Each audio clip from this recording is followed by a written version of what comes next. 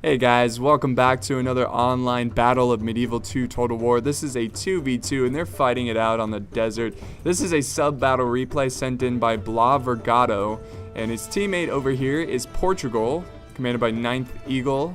So it's really awesome to see the Portuguese. We have over here the Holy Roman Empire, and he's already...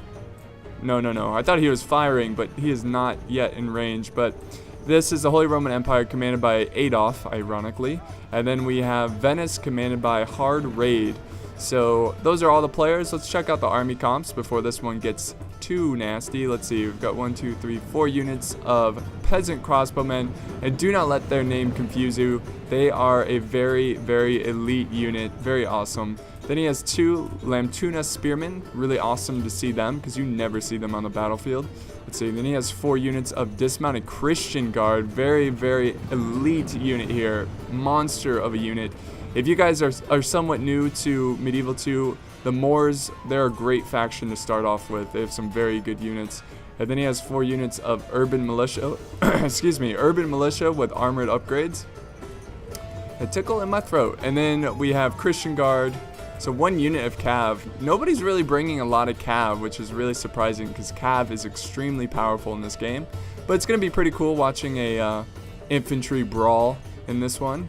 And then Portugal over here, he has, let's see, 1, 2, 3, 4, 5 units of Pavese crossbowmen. So he's bringing a very strong archer force.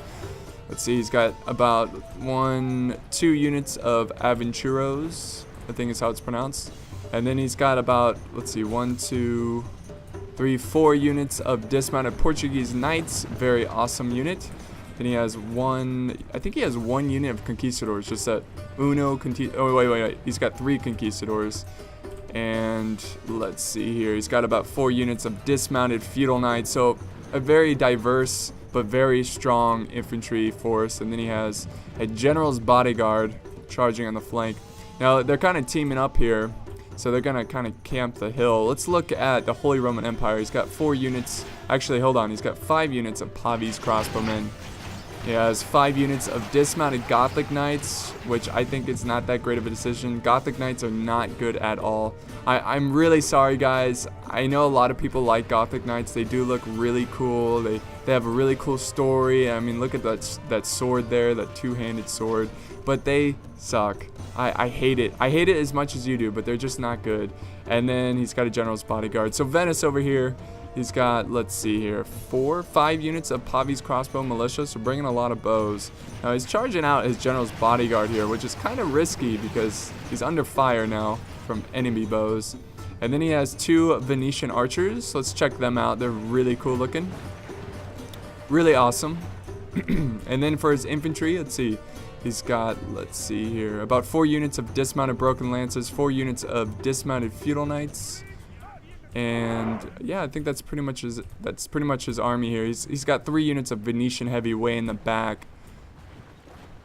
So he spent a lot on his infantry. Now the Holy Roman Empire over here has a really small army compared to the other players. Let's go ahead and do normal speed here. So we do have a full-out rush from Portugal. He's under fire right now, but he's willing to take the casualties here to really put the pressure on Venice. See, I think this is actually a pretty smart decision here because a lot of their money was into these bows. And if you charge forward and get the infantry fight going, you really cancel out those bows.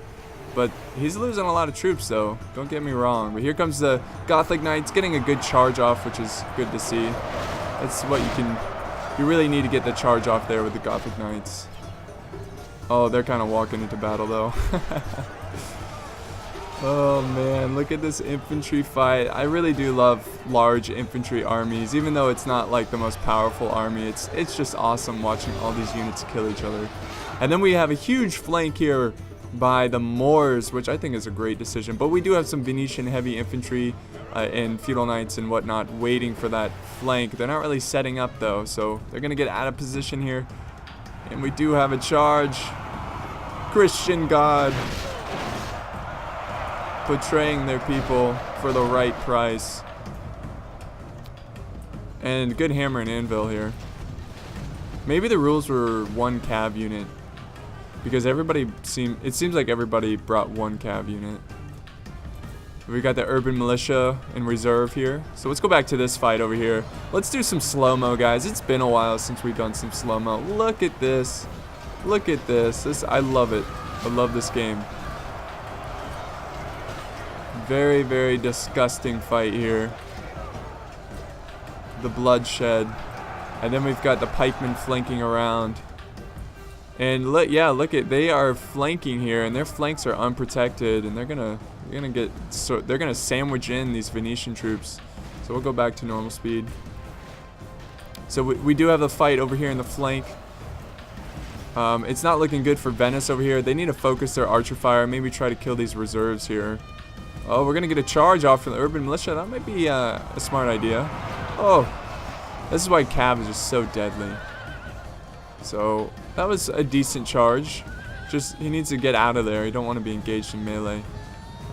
Yeah, there he goes. Now he's gonna attack from behind. They are penetrating through the lines though.